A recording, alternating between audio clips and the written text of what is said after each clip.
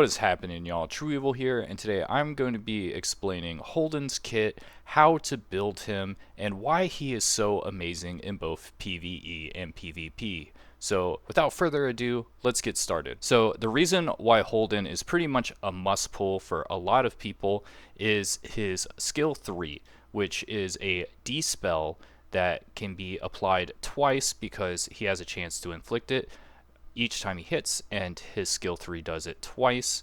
And even though it looks a little bit low on these odds with 50%, when he crits, it doubles the chance. So if he crits both times, that's a 100% chance to dispel one buff, which if he applies twice is 2 dispels, and then he applies attack down and res down.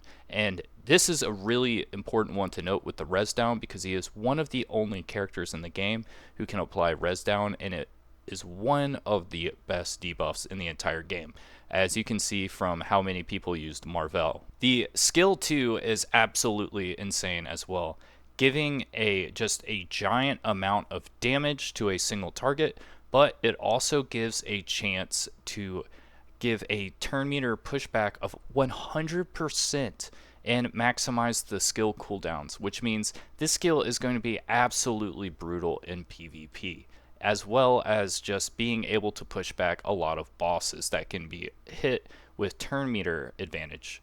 And just because of how much this is, even in those Inferno modes where there's a 60% reduction on this, 40% pushback is no joke, especially when most characters can only push back like max 20% with all of the restrictions in Inferno. So definitely a really strong ability.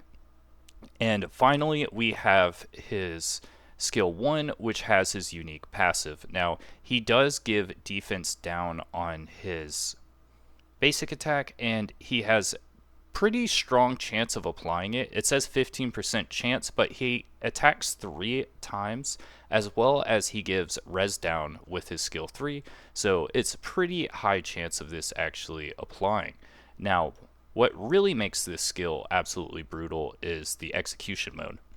So for every 500 points of defense, Holden gets a flat amount of extra counterattack chance as well as flat damage. So that means the more defense he has, the more scary he becomes to even target. And the more defense he has, the harder it is for him to get knocked out. So what you have is just this really strong, tanky DPS unit that has really great utility with his skills and arguably the best counterattack in the game. So really strong unit here. Now, for his Prowess Investment, the first thing you're going to want to do is get his skill 3 up to level 3, and that is so he can have his dispel chance up to 50%, which when he crits, it's going to be 100%. This is extremely important in PvE because in a lot of Embertrek fights where there's things like Catchy the Guard putting immunity, Terramaton having all of those scary buffs in Inferno mode, as well as Aurora needing to be dispelled. This is just something that you need to have applied in PvE, and it is just amazing in PvP as well. After you get this to level 3, I would go to skill 2 next, and this is because he scales off defense, so this is just going to make him do more damage as well as have survivability. So these are the best things to get for his just general stat line, and then this skill is just like a giant nuke. So getting an extra 40% on each of these is just an insane damage amount, and then having this at a 100% chance really makes it absolutely a monster skill in PvP. So I recommend maxing this skill out first. You may want to level your skill 3 up before then and have the cooldown, because it is really nice to go from skill 3 to skill 2 and then skill 3 into skill 2. Especially because the skill 3 gives that res down, which is going to just help you apply this skill. So what I would probably do is get this to level 3 on the skill 2, and then you're going to make your own decision whether you want to max this out or if you want to max this skill 2. Now, the good thing with maxing the skill 2 is the defense is probably more important late game than the crit rate that you get off the other tree, but I don't think you can go wrong with either choice. I just would prefer to get this damage and 100%. Then after you max the skill 2 and skill 3, then I would go to skill 1. Now, for his skill 1, a lot of people are going to say that this is going to be the one to upgrade and get this all the way because they really want this execution mode to get that extra percentage and then that extra flat damage.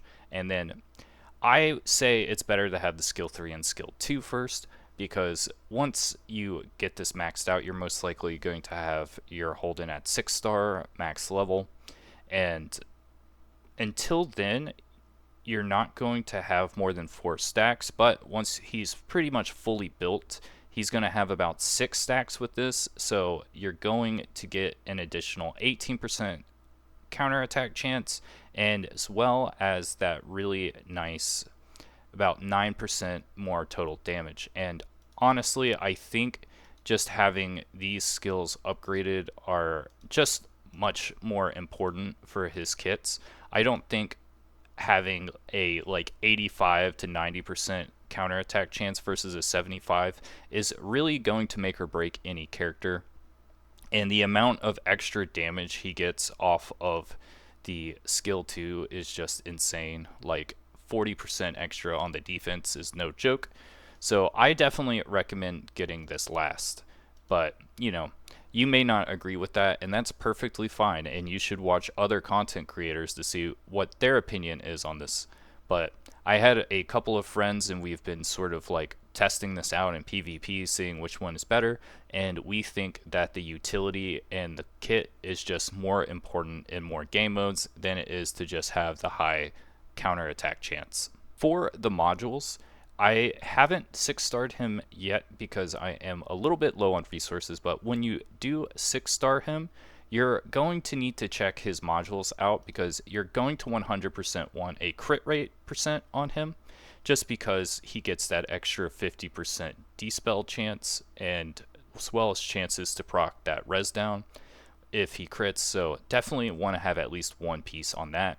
And then on here, you're going to want at least a minimum of 1 defense bonus piece. And then for this piece here, the third piece, it's going to be a toss-up between 3. You can either put a defense percent piece on, an effect accuracy piece on, or a crit damage piece on. Now, the most important thing about that is here, and checking this stat.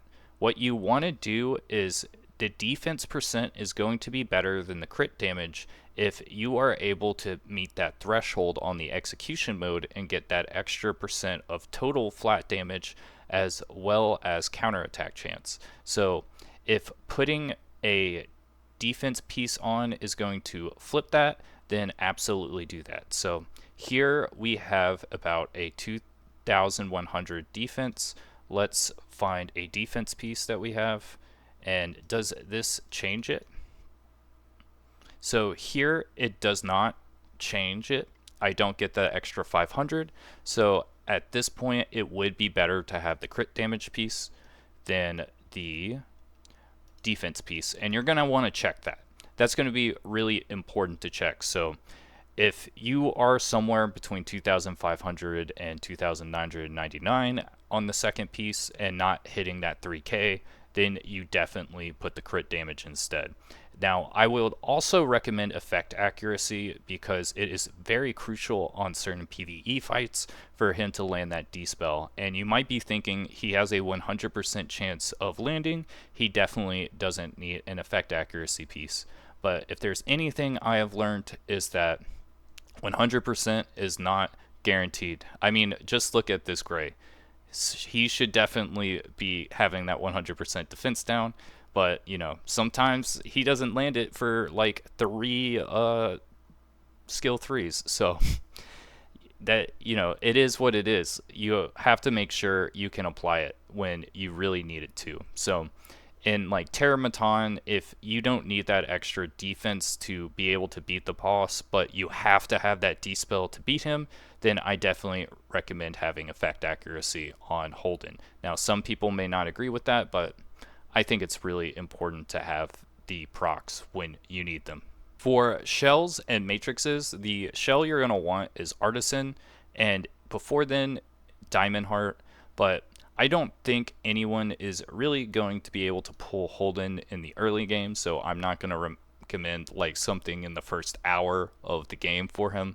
I think you just really want this Artisan with Bramble and Unbreakable, just because he's going to get more counterattack chance with the more defense, so definitely want the Unbreakable, and then you definitely want that Bramble, just because it's just going to help increase that counterattack chance. And then for his final matrix, you're going to want Coloss Guard. For the passive effects, what you're going to want is you're going to want a high amount of Crystal Wall, you're going to want speed from the Shadow Dash, and then for the last passive effect, it's going to be reason damage or just final damage. Now, with the Artisan Shell, it's going to really depend if you want the reason versus just a general one, if you're sharing this shell between Rahu or not. If you have a shell for each of them, you're going to want one with a hollow damage and the other one with a reason damage. If you don't have the resources for that yet, having a generic one is totally fine and isn't the end of the world. So that's how I would build his shells and matrices. And some people may think that, he may need like a bulwark or something like that, or maybe swift fast, and I don't think he does. He just needs to have that defense and he can counterattack. And you want your other units to be the ones cleansing him and giving him that turn meter increase to be able to do those turns instead of swift fast on his own. You want him to have the best stats possible because he is a DPS. So worry about getting bulwark on units like your Ling Luo and your Hell Kid to really support Holden. For units that work amazing with Holden, well, I'm just going to recommend Rahu because they both scale off defense. Rahu is going to be able to give defense up to both of them. Both of them are going to be laying down that noise with the defense down. Rahu with the follow-ups and skill ones, as well as Holden with his counterattacks and skill ones. And together, pretty much everyone's going to have defense down.